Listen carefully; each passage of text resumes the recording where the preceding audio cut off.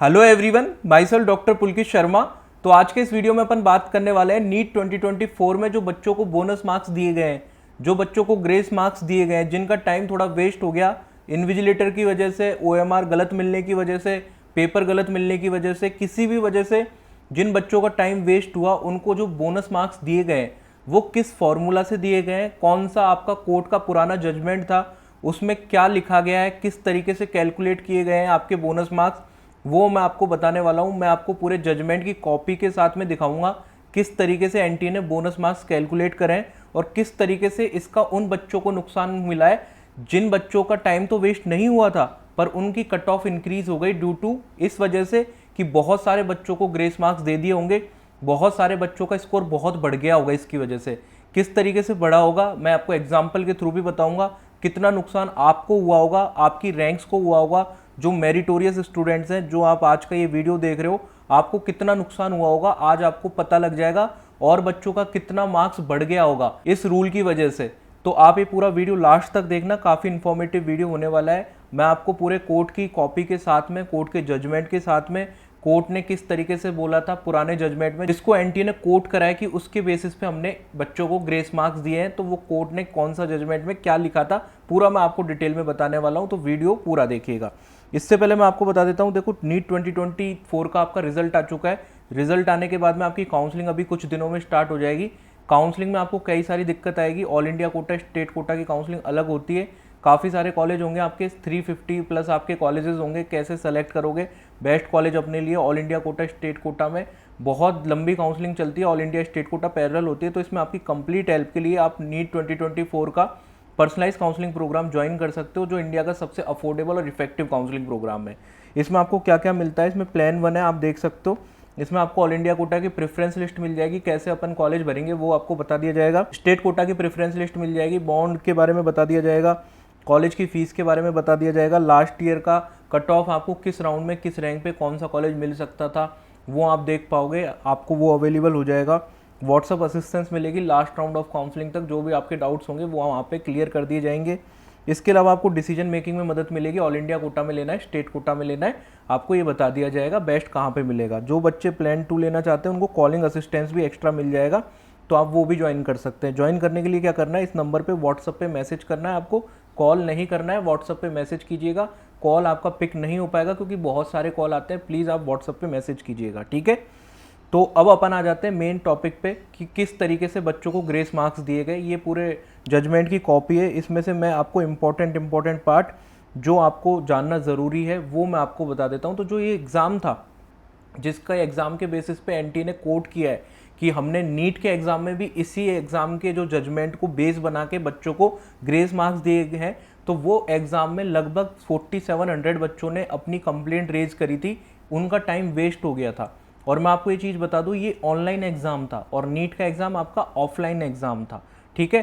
तो online exam में आपका अलग तरीके से काम होता है क्योंकि ऑनलाइन में आपको कंप्यूटर चाहिए होता है। कंप्यूटर में कई सारी दिक्कतें आ जाती है। आपने भी अगर कोई ऑनलाइन एग्ज़ाम दिया होगा तो आपको भी पता होगा कि कंप्यूटर में काफ़ी सारी दिक्कतें आती हैं, कभी कभी टाइम वेस्ट हो जाता है। पर ऑफलाइन एग्ज़ाम में आप ये देखोगे कि अगर टाइम वेस्ट यदि आपका हो रहा है तो उसका सॉल्यूशन है, आप उसको एक्स्ट्रा टाइम दे दो, उसको मैनेज कर लो। पर एनटीए ने ऐसा नहीं करा, एक्स्ट्रा टाइम देने की जगह उनको एक्स्ट्रा मार्क्स दिए गए। किस फॉर्मूले से दिए गए वो मैं आपको बता देता हूँ, ठीक है। ये फॉर्मूला है जिस पे आप ये देखो जजमेंट की कॉपी में, इस फॉर्मूले से आपके बोनस मार्क्स या फिर एक्स्ट्रा मार्क्स कैलकुलेट करे गए हैं, ठीक है। मैं आपको थोड़ा डिटेल में बता देता हूँ कौन सा फॉर्मूला है, किस तरीके से, ठीक है। ये जो स्टूडेंट है अनिमेश शुक्ला, ये उस टाइम पे स्टूडेंट था जिसने केस करा था। तो ये जो एग्ज़ाम था ये आपका 7200 सेकेंड्स का था, लगभग ये एग्ज़ाम आपका था वो 2 घंटे का था, ठीक है। अगर अपन इसको डिवाइड करेंगे 60 से, ठीक है, तो ये आपका आ जाएगा 120 मिनट्स, ठीक है। तो 2 घंटे का एग्ज़ाम था, 120 मिनट्स का एग्ज़ाम था, ठीक है। अब इसमें से इस स्टूडेंट के 553 सेकंड्स वेस्ट हो गए। कितने सेकंड वेस्ट हो गए? 7200, 7200 में से 553 सेकंड इसके वेस्ट हो गए, किसी भी वजह से वेस्ट हुए हो। इसके एग्जाम में वेस्ट हो गए ना 553 सेकंड। ये सारी चीज़ मैं भी आपको एग्जाम्पल के थ्रू नीट के ऊपर अप्लाई करके भी बताऊंगा, पर मैं आपको एग्जैक्टली जो कोर्ट के जजमेंट में जो एग्जाम्पल दे रखा है सबसे पहले मैं आपको वो बता देता हूँ, जिससे आपको फॉर्मूला समझ में आ पाए। फिर फॉर्मूला इंप्लीमेंट करके अपन नीट के अंदर क्या हुआ होगा वो मैं आपको बताऊंगा, ठीक है। तो इसके इफेक्टिव सेकंड इसके पास कितने बचे, इसके पास टाइम बचा कितना, इसके पास टाइम बचा 6647 सेकंड। 7200 सेकंड में से इसके 553 सेकंड वेस्ट हो गए थे, अब इसके पास टाइम बचा 6647 सेकंड टाइम बचा। ठीक है, इसके 200 क्वेश्चन थे, नीट की तरह इस एग्जाम में भी 200 क्वेश्चन रहे होंगे, तो 200 में से इसने 172 क्वेश्चन अटेम्प्ट करे थे, उनमें से इसने 125 क्वेश्चन सही करे थे और 47 क्वेश्चन इसने गलत करे थे। अब इसका स्कोर क्या था, अब इसमें भी सेम 1/4 नेगेटिव मार्किंग थी, आपके नीट में होती है उस तरीके से ही थी, हर सही क्वेश्चन पे 1 नंबर और हर गलत क्वेश्चन पे -1/4। ठीक है, तो ये आपकी नेगेटिव मार्किंग थी, तो इसका इफेक्टिव स्कोर क्या बना 113.25। ठीक है, 113.25 इसका इफेक्टिव स्कोर बना। अब यहाँ से मेन इस फॉर्मूला की कॉम्प्लेक्सिटी शुरू होती है, वो समझना। ठीक है, अब अपन क्या मान के चलते हैं, इसका टाइम वेस्ट होने के बाद इसने ये स्कोर किया है। अगर इसका टाइम वेस्ट नहीं होता तो ये ज़्यादा क्वेश्चन अटेम्प्ट करता है इस फॉर्मूला के हिसाब से। एक्चुअली में तो इसने 172 अटेम्प्ट करे। अगर इसका टाइम वेस्ट कितना हुआ था अपने पास 553 सेकेंड, अगर इसका 553 सेकेंड वेस्ट नहीं होता तो ये कितने क्वेश्चन अटेम्प्ट कर सकता था, वो देखो। इसके पास बचा हुआ टाइम कितना था 6647 सेकेंड, ये उसका बचा हुआ टाइम था जो इसका 553 सेकेंड वेस्ट होने के बाद बच गया था। ये टाइम में इसने 172 क्वेश्चन अटेम्प्ट करे। ठीक है, तो ये हर एक क्वेश्चन को अटेम्प्ट करने में कितना टाइम लेता है, ये एक क्वेश्चन को अटेम्प्ट करने में 38.65 सेकेंड ले रहा था। ठीक है, इसके कितने सेकेंड वेस्ट हो गए, इसके 553 सेकेंड वेस्ट हुए, तो ये अगर इसको पूरा टाइम मिलता तो ये कितने क्वेश्चन और अटेम्प्ट कर सकता था 553 जितने सेकंड वेस्ट हुए अपॉन एक सेकंड में जितना टाइम लगाता है। बेसिक मैथमेटिक्स फिर से करनी पड़ रही है, ये देखो किस तरीके की चीज़ें अपने को करनी पड़ी है। ठीक है, तो ये 14 क्वेश्चन और अटेम्प्ट कर सकता था, तो ये टोटल कितने क्वेश्चन अटेम्प्ट कर सकता था, ये 172 तो इसने अटेम्प्ट करे ही थे, साथ में 14 और करता तो 186 क्वेश्चन अटेम्प्ट कर सकता था। अब पूरे के पूरे सही तो करता नहीं, कुछ क्वेश्चन गलत भी करता, क्योंकि इसके तो 172 में से 125 ही सही थे। अब ऐसा तो है नहीं कि 186 करता तो पूरे के पूरे एक्स्ट्रा आपके जो क्वेश्चन 14 करता सारे के सारे सही कर देता, तो आप कितने सही करता, वो इस फॉर्मूले से कैसे कैलकुलेट होता है। जब इसने 174 में से 125 सही करे तो 186 में से कितने सही करता, तो आप बेसिक मैथमेटिक्स जो बचपन में करते आ रहे हैं तो 135 ये सही कर लेता। ठीक है, तो अब इसके कितने गलत होते, टोटल 186 सही होते, 135 गलत होते, तो अब इसके टोटल 51 गलत होते हैं ना। तो नया नंबर आ गया अपने पास, क्या नंबर आ गया 125 की जगह तो 135 सही होते और 47 की जगह 51 गलत होते। तो अब इसका इफेक्टिव स्कोर क्या हो गया, इसका इफेक्टिव स्कोर हो गया 122.25, 9 मार्क्स इसके इंक्रीज हो जाते। समझ में आ गया। ये तो अपन को ये कैलकुलेशन जिस पर्टिकुलर एग्जाम के लिए ये जजमेंट था उसके बेसिस पे मैंने बताया। नीट के एग्जाम में कैसे इंप्लीमेंट हुआ होगा वो मैं आपको एग्जाम्पल बता देता हूँ, वो आप रिलेट कर पाओगे। ठीक है, ये बताना इसलिए ज़रूरी था क्योंकि ऑफिशियल जजमेंट था। ठीक है, अब देखो नीट में किस तरीके से इंप्लीमेंट हुआ होगा वो आप देखो एग्जाम्पल के थ्रू मैं बता देता हूँ। ठीक है, ये देखो नीट 2024 के एग्ज़ाम में कोई बच्चा एग्ज़ाम देने गया, वहाँ पे उसने 160 क्वेश्चन अटैम्प्ट कर लिए। ठीक है, 160 क्वेश्चन जो उसने अटैम्प्ट करे उसमें से 150 क्वेश्चन उसके ठीक थे, 20 क्वेश्चन उसने छोड़ दिए और 20 क्वेश्चन उसका टाइम वेस्ट हो गया। ठीक है, 20 क्वेश्चन का टाइम इसलिए वेस्ट हो गया, किसी भी वजह से हो सकता है, बहुत सारे बच्चों को होता है टाइम वेस्ट। आपने देखा होगा बच्चों के रोने के वीडियो आते हैं बाहर कि इन्विजिलेटर ने ज़्यादा टाइम वेस्ट कर दिया, गलत पेपर दे दिया, गलत OMR दे दी, हमसे पेपर देने के बाद छीन लिया, बहुत सारे बच्चों के वीडियो आते हैं ना, आपने देखा होगा। तो इस बच्चे का स्कोर क्या आया, ठीक है, इस बच्चे का स्कोर आया 150 क्वेश्चन तो ठीक थे, 10 क्वेश्चन इसके गलत थे, तो 590 मार्क्स इसका स्कोर आया। अब देखो यहाँ पे असली ट्विस्ट अब शुरू होता है, 20 मिनट जो वेस्ट हुए ना, यहाँ से कितना स्कोर इसका बढ़ जाएगा वो देखो। तो आपके नीट के एग्जाम में आपके पास कितने 200 मिनट होते हैं, 200 मिनट को सेकंड में कन्वर्ट करूँ तो 12,000 सेकंड हो गए, और इसके कितने सेकंड वेस्ट हुए, इसके 20 मिनट वेस्ट हुए, तो 60 से मल्टीप्लाई करके अपन निकाल लेंगे तो टोटल इसके पास कितना टाइम बचा।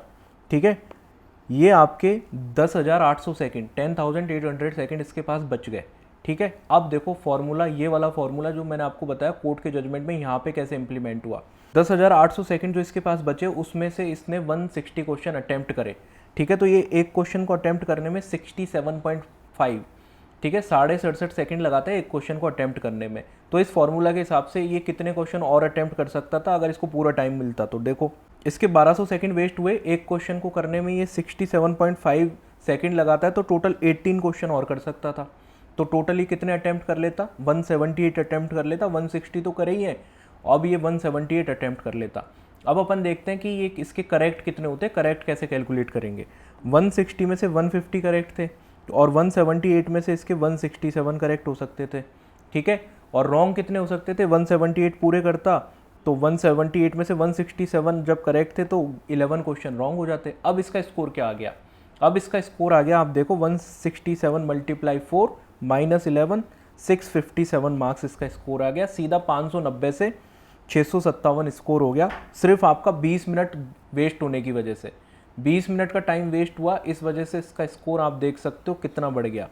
एनटीए ने इसका स्कोर कितना बढ़ा के दे दिया होगा, 67 मार्क्स बढ़ा के दे दिया होगा, ठीक है। इसकी वजह से किन बच्चों को नुकसान हुआ होगा वो चीज़ आप समझो। कोई स्टूडेंट है जिसको पूरे 200 मिनट का टाइम मिला, उसने 180 क्वेश्चन पूरे अटेम्प्ट कर दिए और उसकी एक्यूरेसी काफ़ी अच्छी थी, सिर्फ 15 क्वेश्चन गलत हो गए, जो कि हो जाते हैं, आराम से हो जाते हैं, कुछ सिली मिस्टेक, कुछ प्रेशर की वजह से, कुछ अपने को लैक ऑफ नॉलेज की वजह से हो जाते हैं, ठीक है। तो उसका स्कोर 645 आया। इतनी मेहनत करने के बाद, इतना अच्छा पेपर देने के बाद वो सिलेक्शन से बाहर है, कोई कॉलेज नहीं मिल पाएगा। क्यों कॉलेज नहीं मिल पाएगा, क्योंकि उसके जो साथ जो एग्ज़ाम दे रहे थे सेम एग्ज़ाम, उनको बोनस मार्क्स दिए गए, उनको ग्रेस मार्क्स दिए गए। आपको एक चीज़ बता दूं, ये कॉम्पिटिटिव एग्जाम है, यहाँ पे आपको नहीं मतलब कि आपके मार्क्स कितने आ रहे हैं, यहाँ पे ये मतलब है कि आप क्या दूसरों से अच्छा स्कोर कर रहे हो क्या। 12th बोर्ड का एग्जाम नहीं है जहाँ पे आप 98% स्कोर करके खुश हो जाओ, ठीक है, आपको फ़र्क नहीं पड़ता आपके साइड वाले की 99% है। अगर आपकी यहाँ पे 99% भी है ना, और अगर आपसे 25,000 बच्चे 99% प्लस वाले हैं, ठीक है, तो आपकी 99% की कोई वैल्यू नहीं है, ठीक है। ये पूरा वेस्ट हो जाता है बच्चों का जो एफर्ट है, सिर्फ इस वजह से बच्चों को नुकसान हुआ। अगर मान लो कोई बच्चा, और देखो अमूमन ये चीज़ होती भी, आपने भी रियलाइज़ करी होगी, अगर आपके पास नीट के एग्ज़ाम में 200 मिनट थे ना, तो बहुत सारे बच्चों ने 150 मिनट, 2 घंटे, 2.5-3 घंटे में पेपर कर लेते हैं। पेपर आसान आने लग गया आजकल, ठीक है। पहले जैसे पेपर आता था 2018 तक टफ, उसमें बहुत टाइम की ज़रूरत पड़ती थी, फिजिक्स भी लेंथी आती थी। अभी पेपर आसान आने की वजह से बच्चे लास्ट के 20, 25, 30 मिनट तो यूज़ ही नहीं करते, आराम से पेपर करके बैठ जाते हैं। बहुत सारे बच्चे होंगे, आप में से जो वीडियो देख रहे होंगे आप भी होंगे, जिनका पेपर 20, 25, 30 मिनट पहले हो गया होगा। मान लो कोई बच्चा अगर 200 मिनट की जगह 150 मिनट में ही पेपर कर लेता है, लास्ट के 50 मिनट तो वो उसको बैठना पड़ता है एग्जाम में, क्योंकि वो बाहर नहीं आ सकता, ऐसे रिव्यू करता रहता है, ठीक है। तो उस बच्चे ने भी तो 150 मिनट में पेपर कर लिया, तो उस बच्चे की क्या गलती है। आपने जो बच्चे हैं उनको एक्स्ट्रा मार्क्स दिए, जिनका टाइम वेस्ट हो गया, डेफिनेटली उन बच्चों के साथ भी ऐसा नहीं होना चाहिए था, उनका टाइम वेस्ट नहीं होना चाहिए था, पर आप उनको एक्स्ट्रा टाइम देते, एक्स्ट्रा टाइम की जगह आपने एक्स्ट्रा मार्क्स दे दिए। अब कितने बच्चों को आपने एक्स्ट्रा मार्क्स दिए, कोई भी डाटा नहीं है, कोई ये नहीं पता आपको कितने मार्क्स दिए, कितने बच्चों को दिए। वो तो इसलिए पता लग गया कि आपकी जो एनटीए ने जो आपकी पीडीएफ जारी करी थी रिजल्ट के बाद, उसमें ये 2 स्कोर दिख गए, 718 और 719, 718 और 719 दिख गए। नहीं तो कभी आपको लाइफ टाइम पता नहीं लग पाता कि कितने बच्चों को बोनस मार्क्स दिए, बोनस मार्क्स का सिस्टम होता क्या है, अपने को पता ही नहीं लग पाता, क्योंकि ये सस्पिशियस मार्क्स आ गए थे वहाँ पे। आपको ये भी नहीं पता 720 आउट ऑफ 720 के 67 जो बच्चे हैं उनमें से कितने बच्चों को बोनस मार्क्स दिए गए होंगे, कुछ नहीं पता। और इसके अलावा टॉप 100 में ये सीन हो रखा है, तो नीचे की तरफ टॉप 500, टॉप 1000, टॉप 10,000, टॉप 20,000 में क्या हो रखा होगा अपने को नहीं पता। तो एनटीए को पूरा कंप्लीट डाटा प्रोवाइड करवाना चाहिए कि आपने कितने स्टूडेंट को बोनस मार्क्स दिए, कितने सेंटर पे बोनस मार्क्स दिए, किस सर्कमस्टेंसेस पे बोनस मार्क्स दिए, और क्या ऐसे तो बहुत बच्चों का टाइम वेस्ट हुआ है, क्या जिनने कंप्लीट नहीं करी उनको बोनस मार्क्स नहीं मिले। तो इस तरीके से सीधा सीधा उन बच्चों के साथ इनजस्टिस है जिनको पूरा टाइम तो मिला था, पर उनका पूरे टाइम मिलने का भी फ़ायदा नहीं हो पाया, क्योंकि उनके साथ वाले बच्चों को एक्स्ट्रा मार्क्स दे दिए गए, ठीक है। इसका अब सॉल्यूशन एनटीए को निकालना पड़ेगा। रिजल्ट में बहुत सारी गलतियाँ आई हैं, बच्चों को जस्टिस नहीं हुआ बच्चों के साथ में। इसके अलावा एक एक सेंटर से आप देख सकते हो लगातार 7-7 बच्चे आ रहे हैं, 8-8 बच्चे आ रहे हैं टॉपर्स। तो इस तरीके से चीज़ें नहीं होती है ना, इतना बड़ा एग्ज़ाम है, आप उसको मजाक बना के रखती है। तो इस चीज़ को आप ज़्यादा से ज़्यादा शेयर करो। टेलीग्राम चैनल को मैंने डिस्क्रिप्शन में लिंक दे रखा है, टेलीग्राम चैनल को भी आप ज्वाइन कर लो, वहाँ पे एक कम्युनिटी है, वहाँ पे बिल्ड करते हैं कम्युनिटी। जो भी चीज़ आपके साथ गलत हुई है, इनजस्टिस हुई है, ज़्यादा से ज़्यादा लोगों तक पहुँचना चाहिए, जिससे कि ज़्यादा से ज़्यादा लोगों के नोटिस में आए और आपको जस्टिस मिल सके। सभी लोगों के साथ गलत हुआ है, जिन बच्चों की 10,000 रैंक है ना, वो ये मत टेंशन में आओ कि हमारे साथ गलत हो जाएगा, हमारा सिलेक्शन हो रहा है, आगे क्या पता सिलेक्शन ना हो। आपकी डेफिनेटली रैंक अच्छी आनी चाहिए थी, आपको भी नुकसान हुआ है इस वजह से, ठीक है। आपसे आगे वाले कई बच्चों को बोनस मार्क्स देके आपकी रैंक खराब कर दी गई है, 5,000 से 10,000 पे पहुंचा दियो, क्या पता। बहुत सारे बच्चों की रैंक इस वजह से ख़राब हुई है। तो आपको इसके लिए जस्टिस के लिए आवाज़ उठानी है, अपने खुद के लिए आवाज़ उठानी है। स्पेशली वो बच्चे जो बिल्कुल बॉर्डर लाइन पे, जिनके 630 से 655 के बीच में है, ठीक है। 630 से ऊपर कट ऑफ जाना बहुत ही बड़ी चीज़ है, चाहे कितना ईजी पेपर आ जाए, ठीक है। तो आप टेलीग्राम चैनल को ज्वाइन कर लेना। इसके अलावा जो भी बच्चे काउंसलिंग के लिए जाना चाहते हैं, काउंसलिंग के लिए अप्लाई करेंगे और उनको लग रहा है कॉलेज उनको मिल सकता है, तो डेफिनेटली इस व्हाट्सअप नंबर पे आप मैसेज कर देना। मैंने आपको सारे फीचर्स बता दिए। Thanks for watching the video. मिलते हैं किसी अगले वीडियो में। Bye, thank you.